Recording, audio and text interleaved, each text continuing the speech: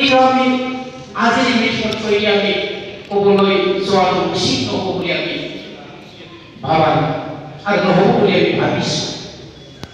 সেই গতিকে সেইটোত আমি ৰাইজৰ কাৰণে কাম কৰিম, ব্ৰিটিছৰ কাৰণে কাম কৰিম, অসমৰ কাৰণে কাম কৰিম, এই ভাৰতৰ কাৰণে কাম কৰিম, সকলো জাতি জনগোষ্ঠীক লৈ আমি আমাৰ যি শক্তি, যি সংকল্পবদ্ধভাৱে আমি আমাৰ শান্তি উন্নতি প্ৰগতিৰ কাৰণে সদায় কাম কৰি যাম আৰু আমাৰ এই দলে জয় জয় মই এইটো দিন আহি আছে আৰু সেইটোত আমি বাট চাই কাম কৰিব লাগিব।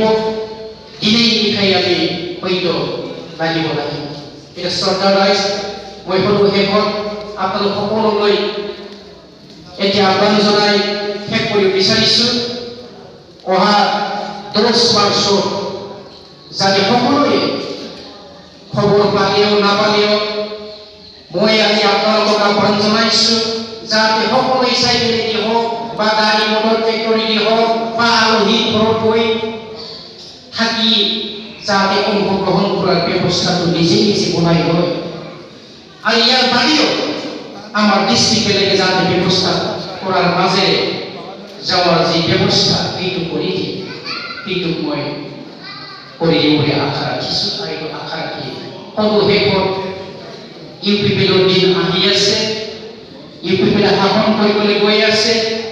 ইউপিপিএলে